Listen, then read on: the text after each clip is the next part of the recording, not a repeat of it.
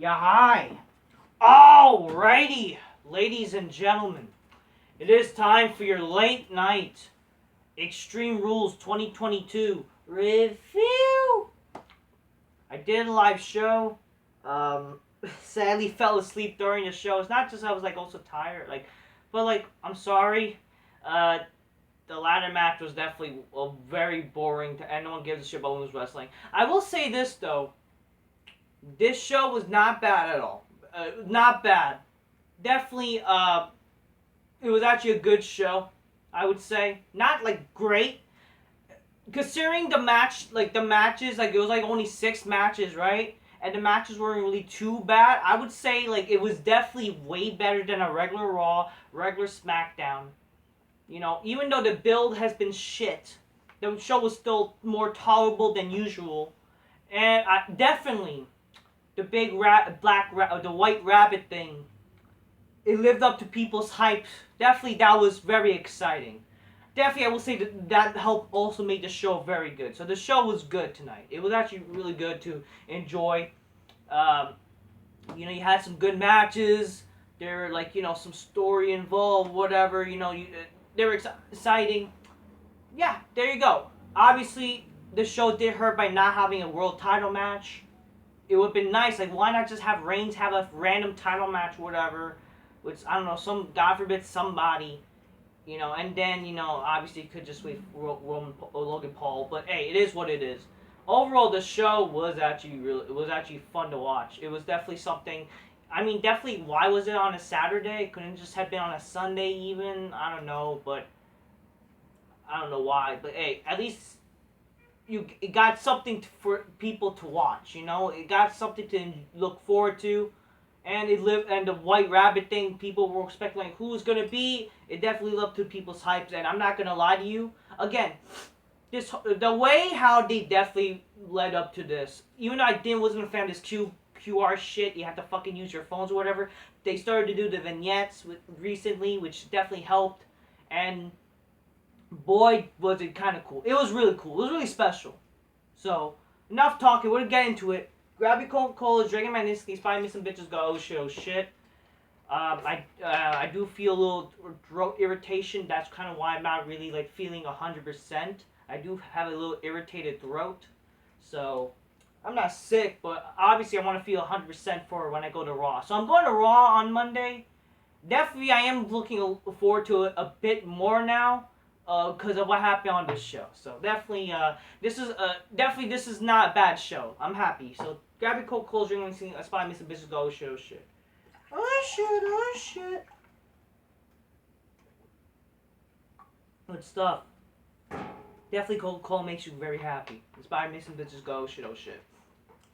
So, definitely, something was exciting stuff happened, So we'll talk about it. So the show started. First of all, I will say this though, the show did start corny. It started off with a stupid freaking opening promo, a spelling bee type of shit, spell the word extreme, and just can I get the definition, please? Can I get the sentence? It's your typical bullshit ass Akia with the B type of. If you watch Akia with the B, if you watch that fucking movie, it's basically them trying to do something like that with a little kid. It's really? But then, congratulations! It was Paul Heyman who was asking it, and then you spell the word extreme, and now I present you the Extreme Rules, and then our birthplace, Philadelphia. It was pretty corny though. But I don't know. Again, it's just why have him on the show instead of Reigns and whatever? Maybe because again, why not have a world champ on the show? But I mean, was the show bad? No, I'm not saying that, but it definitely would have made it better. But again, it would make show be more important, but hey, it is what it is. So yeah, anyways, first match. So in the first match, we had the White Rabbit vignette during Sheamus' entrance. So I guess I made something some importance. The Brawling Brutes defeated Sheamus, the Brawling Brutes, which is Sheamus, Ridge Holland, and Butch, aka Pete Dunne. Defeated Imperium, which is Gunter, Ludwig Kaiser, and Giovanni Vinci. I gotta say, I have not mentioned this, but very interesting that they got this ring announcer chick who basically sounds like she's British, like whenever she announces, which I think that's kind of like shows how, you know, the passionate, you know, which is kind of cool. So good for her. You know what I mean? She did good as an announcer. I give her that. Um, the match was actually really good. Not really, really. I mean, it was good. It was definitely. I like that. Definitely, this is probably one of my only favorite tag matches recently in wrestling, in terms of tag team matches. Why? Because not some bullshit tagging bullshit. Plus, there was no disqualifications. I would have wished if this was like a more of a hardcore matches like back in the day. Like they could have. I understand this is a gimmick, gimmick. You know, gimmick fucking no DQ match. Like it's like, oh, we're getting shillelaghs, you know. Why not actually use some fucking trash cans, some chairs, and tables, make it fucking actually more hardcore than ever. I mean, Sheamus though, he did his old finisher, which is the high cross, aka the Razor's Edge, to Gunter through the table. Then he did the bro kick to one of the guys and won. The match was not bad. The match was really good. They were brawling, you know. It's given the name Brawling Brutes. They were brawling and whatever. It was definitely an enjoyable match. You know, I like matches like that where just kind of like, you know, just not need to tag. It's like kind of chaos. You know, it's like everyone's fighting each other. You know, it was good. I would say I actually enjoyed it. So definitely a good way to start the show. I would say I enjoyed it. Second match, Ronda Rousey defeats Liv Morgan, become the new SmackDown Women's Champion. Liv Morgan's ass, bro. That's all I have to say. Ass, ass, ass. Smack that ass, motherfuckers. She's inviting my big black couch. Anyway, same as Ronda Rousey. They're both hot chicks, I would say. Definitely, I would say, like, you know, definitely match was ass-tastic. How about that? It's ass-tastic. It was not, like, the reason why, I mean, who gives a shit about women's wrestling, people? Come on, people want to see the hotness, alright? And that was ass-tastic, the match, alright? There you go. I would say it was ass-tastic. I thought for our women's standards, like, you know, they did good for what women should do. You know, not really need to do bullshit. Like, they just fucking did, you know, they used some of the weapons. They were smacking them asses. You know, they used the weapons right. You know, it was good for, in terms of women's standards of a hardcore match, you know. I didn't mind it. I mean, obviously, like, one of my favorite hardcore women's matches was like, what? Fucking... Like, not, oh, it wasn't a hardcore match, but, like, definitely one of my favorite. You want to talk about what, if you want to ask me in terms of what's my favorite pure women's match, it's Stephanie McMahon versus Trish Stratus from No Way Out 2001. Actually, that's actually one of my favorite women's matches, actually. It actually is. Because of, like, it's combines of hotness and fucking, you know, just women fucking fighting and actually hating each other and actually fucking have a story. And actually, it was good, a women's wrestling match. It actually was fun, you know. But yeah, like, so Liv Morgan, you know, she used the bat or whatever. Ronda used the bat on her, blah, blah, blah. She used her judo attire. Then we did see, like, a chair and table spot. We saw a table spot. Liv Morgan did the senton, what she did to, what's her name? Lacey Evans, I think. She did the fucking senton, just a statement to Ronda. She did that. But then Ronda, like, no-sold after when she got pinned and did the submission. And Liv Morgan smiled right after, like, oh, because she's very quirky. Like, what? I don't know. But anyways, I enjoyed the match. I thought it was ass-tastic for all the good reasons, okay? The third match, ladies and gentlemen. Karrion Kross defeats Drew McIntyre in a strap match after Scarlett sprays pepper spray on the eyes of McIntyre. This was kind of like a match where neither man can afford to lose type of thing, but I mean, at least with McIntyre, he's like, you know, more of a veteran, so it's like kind of okay. But it's like, obviously, like, after a big loss with Reigns, like, I don't know. But if anything, the match I still enjoyed, actually. I thought the match was not bad. Before the match started, they had a brawl. Karrion Kross was like, you know, basically not putting on the strap. Basically making the female bitch like, yeah, yo, bitch, you pick it up. Establishing the eyes of the man, ladies and gentlemen. Scarlett Byrie looked fucking hot. She reminded me of Sable. By the way, she really liked her attire. It reminded me of Sable. Yeah, definitely, like, fuck yeah, hell yeah. She reminded me of Sable. Scarlett should wrestle, definitely. Not just be a manager. I would love to see her become a wrestler too, and just being like, she could definitely be like, hopefully a smoke show, you know. I think she could definitely pull it off. But regardless, she did great work. People are gonna complain, how dare? But the thing is, like, this is like still real to some people. Again, it's fake, and again, this is trying to help build to like Kross's character. Again, like it makes sense. He's the heel and whatever. It does whatever it needs to be done, right? So they're brawling in the, in the fucking area, and then they got back in the ring, and then they eventually put on the strap. They used the strap on each other. Was it real exciting? Not exactly exciting, but it was okay for what it was. Again, it was not as brutal as, let's say, past strap matches, or matches where but it was okay, I would say. Definitely, like, I do think it was a bit early, and really for their first match, if this is going to be the only match, then fine. But if it's like going to be their first match, this match should have been even Extreme Rules.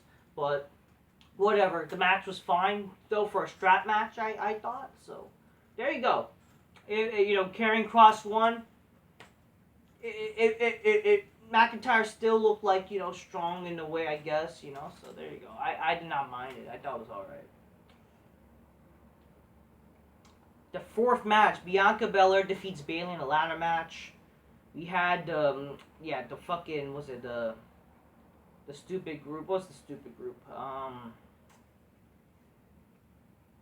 What was the stupid group called? The fucking Damage Control. They came out to try to help Bianca, but that backfired, and eventually fucking, Ronda. Not Ronda. I'm confusing my matches, women's matches. Then Bayley, well, not Bayley, fucking Bianca barely wins. I fell asleep during this match. I thought, I'm sorry, this match was definitely for a ladder match, and especially for a women's match. This was definitely one of the weakest matches of the night, and definitely not a match that I even gave a fuck about. So honestly, but I don't know. I guess I'm glad Bianca won, because I don't really give a shit about Jay Leno, aka Bayley. Bayley looks unattractive as all hell. Oh yeah, early on the show, The Miz runs to the Gritty backstage, and Gritty offers a shirt to The Miz, but stomps on him. I don't know. The fifth match. Unfortunately, because of how boring the stupid ladder match was, and how women's wrestling is terrible, I missed a little bit of Edge versus Finn Balor. Apparently Rollins, fucking Balor came out with a stupid fucking mask, which just looked fucking ugly as all hell and stupid, but whatever. From what I saw though, after waking up, and you can see how basically on my live stream tonight was a little example of how I usually would be if I'm watching a wrestling show. Luckily this show wasn't too bad, and you'll probably see me passing out the entire show. Or I would just be like tired as all hell, not really excited, like, oh, this is actually good or not bad or whatever. Literally, like, at least that was the blessing of the show. Like, it wasn't bad enough to make me fall asleep the entire show or boring, So there you go.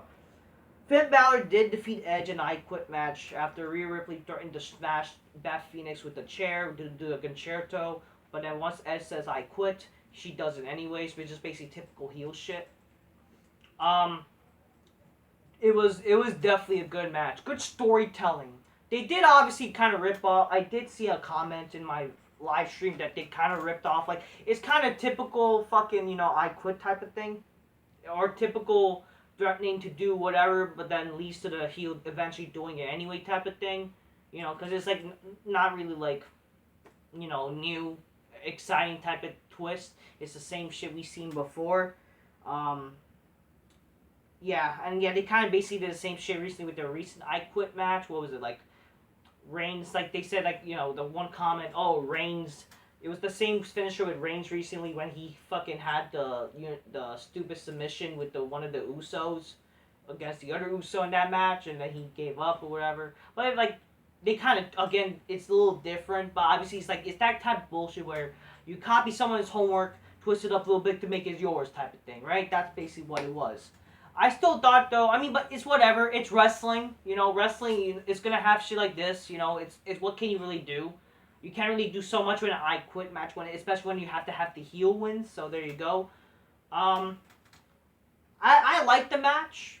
Obviously, I do think it's really gay and stupid. Like, really, Balor wins, but again, they make it to make sense.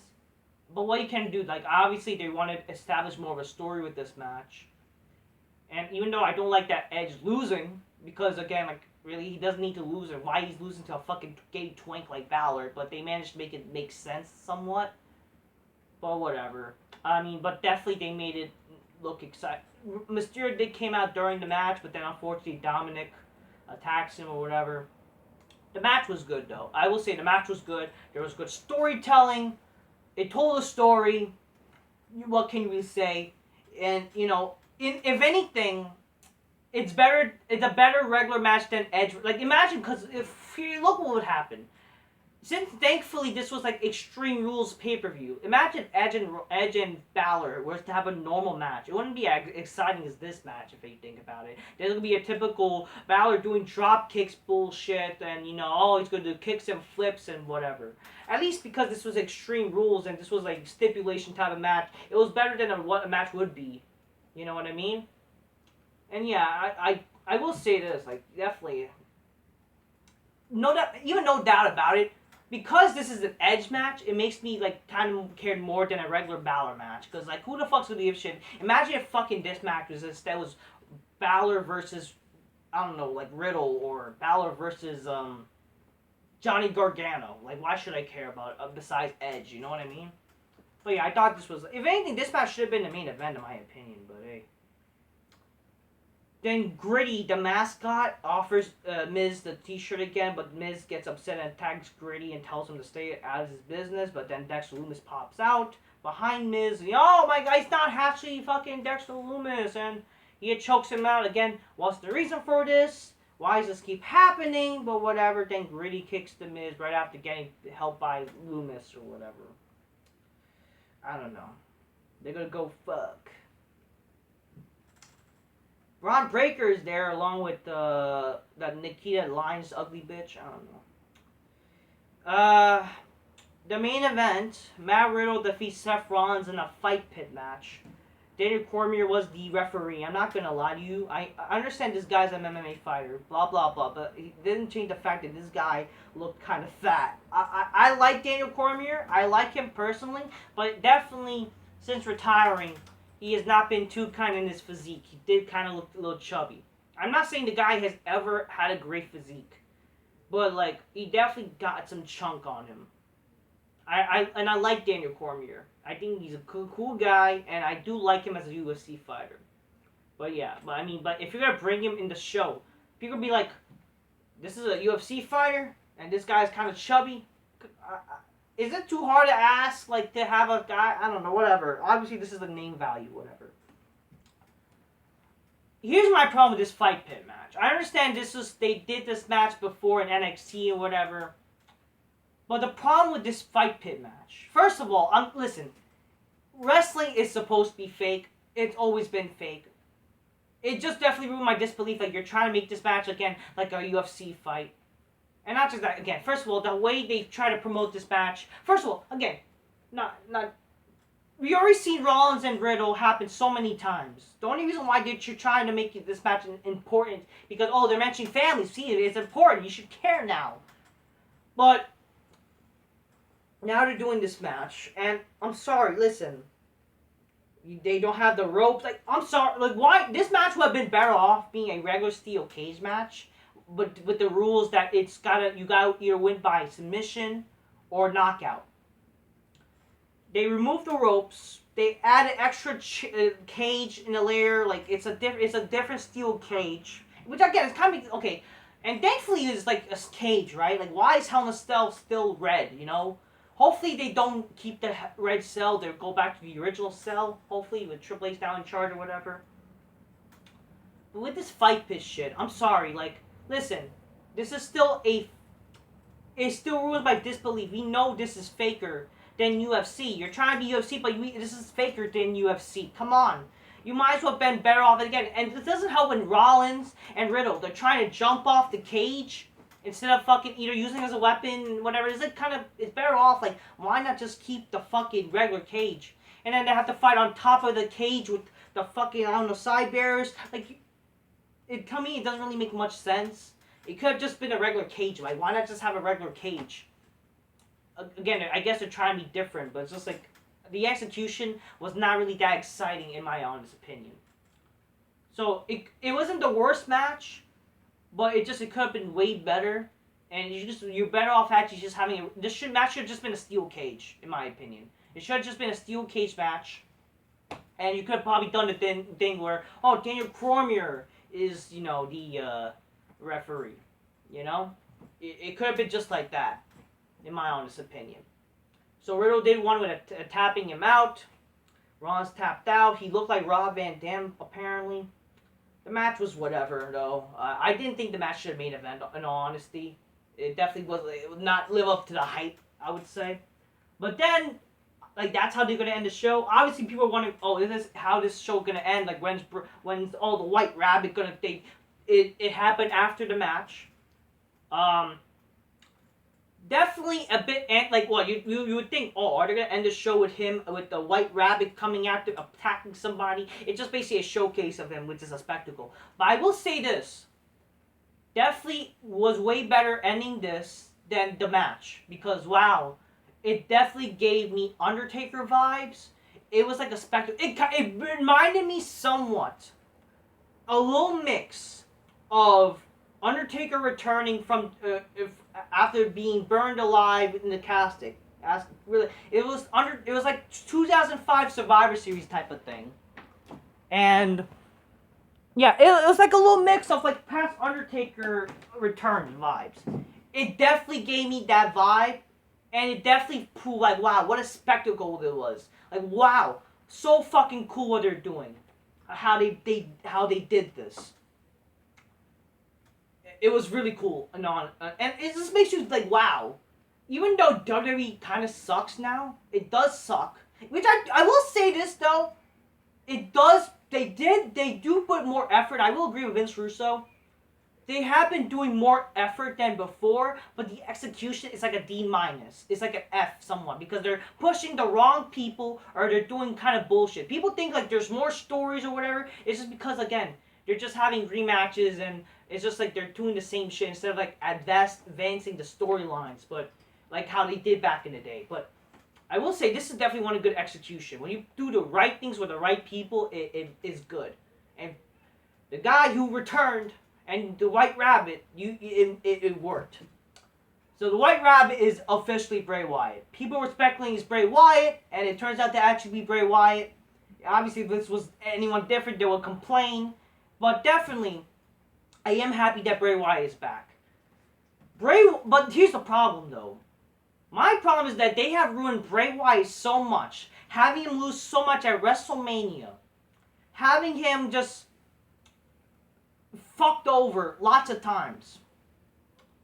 Like, can I really buy into this guy as if he's going to be still, credible? Definitely, this helped reinvent him. I do hope they definitely keep, making him look legit. Because I do think, like, Bray Wyatt is definitely one of those guys who is so talented, very cool, who actually has so much great ideas, and cares about it. You could tell this guy loves and wants to do something good with this wrestling business. Hopefully they don't fuck him over. They definitely got to make sure they book him right and whatever, and do good shit with him. Because essentially, the sad state of affairs, he is basically currently the only Undertaker around now. Just hopefully they don't fuck him over. They gotta fucking, make sure he's booked right and all that kind of stuff. And definitely Bray Wyatt. Definitely, I loved how how they fucking showcased this. It was a spectacle, by the way. It was definitely a spectacle. It just goes to show that WWE, their production value is amazing. Like, imagine AEW doing this. I'm not taking a shot on AEW, but it just goes like, come on, AEW always fucks up. Like, they've been around for 3 years, and they've always been fucking up. Compared to WWE that's been doing this for many years. And I believe me, even if when WWE started in 3 years, they haven't really fucked up in their 3 years as much as AEW has done in so many times. They had like more botches than in the past 3 years of WWE, and that's or even like I think even the 3 years when WWE started. But yeah, or not started when they started as Monday Night Raw. You know what I meant. But definitely it was a spectacle. Basically, what they did, it was the Bray Wyatt house of Firefly House characters. It's like you already knew. Oh my God, this definitely Bray Wyatt. And then they showcase like the damaged Firefly Funhouse, where it's like burned or whatever. And then we see a TV. It was like, is there some rings? And then we see some weird mask. Like Bray Wyatt has a new mask. Like how does it resemble a white rabbit? But whatever. It was like, and then we see a door. It definitely reminded me how they opened the door. It was like a doorway. It definitely reminded me somewhat of Undertaker coming out of the casket in the 2005 Survivor Series. Comes out, the lantern, and then Bray Wyatt removes the mask, revealing it's him. And then he said whatever, and then blows, and then we see the old, and we hear the old Bray Wyatt music. Like, I love it. I'm not gonna lie, I love it. I love it. I do love it. I think this is definitely one of the good things about wrestling. And when something is good, that both, no matter what side you are, whether you hate smarks, you're a smark. This is something I think everybody can agree that this is cool. And which is what wrestling should be. That everybody's gonna love no matter what. And that's the beauty of this. I think no matter what side you are in terms of wrestling fandom. Again, I'm not an anti-smart. I do hate smarks. But I do also criticize anti-smarks. But definitely, sure, my opinions are based like, really, I hate what WWE is doing in terms of catering to smarks or whatever. But then you got anti-smarks saying that, we should just push a big guy like Almas or something. Instead of like a guy who's like legit. Like, if you're small, you gotta have a character. But obviously, believability is important when you're big, but you can't just push any big guy. Okay? The beauty of this, definitely, I think this is a guy that we could all agree is one of the most talented motherfuckers out there. And Bray Wyatt returning was definitely a highlight. I loved it. And definitely, it was a spectacle. It was amazing. I loved it. Definitely made the show way better. Loved it. Loved it. Definitely exciting. It just definitely would kind of expect Woody like. It would be more impactful. Like, why just return like that? Oh, I'm here. Instead of like, why not doing something? Which would, if anything, it would have been cool. Even like, why not actually have him debut as an opening of the show? That would have been definitely like, wow, what a way to open the show. And then in the end, you have Bray Wyatt maybe do something, attack somebody, get revenge. Imagine him helping Edge with the Judgment Day group. That would have been even way better, I think. Or whatever. But no matter what, I'm happy what they did tonight. Extreme Rules was definitely a way better show than anticipated. Very good show, enjoyable. Definitely the card was very surprising how it was actually kind of good despite the lackluster build. The matches were good. Extreme Rules definitely lived up to the name in the first time in many years. I liked the show. The show was not bad. Definitely the best match I would say was the I Quit match because of Edge and whatever. But everything else was not bad. Except the fucking ladder match, I would say. Even the main event was like, it was not the great, it was definitely disappointing in my opinion, but whatever. But definitely, Bray Wyatt, the White Rabbit, cool shit. So overall, that's my thoughts on the show. I enjoyed the show. It was alright. It was a good show. That's on the same people. Let's keep it real. Get your gains, your calls, my mistakes. 5 minutes, bitches go, oh shit, and do the Muscle Man dance. I love Bray Wyatt, man. I do. It just definitely, I do think in a way, somewhat he is overrated by a lot of people. And my worry about Bray Wyatt is that he does come off. Sometimes he complains that, how do you don't understand what I'm saying? Apparently, he does that on Twitter. He says some things that makes people like, what are you saying? And it gets angry. People like, Bray Wyatt gotta have that Undertaker mentality. That's my worry. But I like Bray Wyatt. I just hope he doesn't like, I do think a lot of people overrate him to terms like he's so great. But I get why people say it, because he is good. Is he better than a lot of people claim he's better than Undertaker? Hell no, because you have got people saying that. But he definitely could be He could be just as good as Undertaker if you book him right. Definitely no way, since his interview, evaluate his entire career, no way.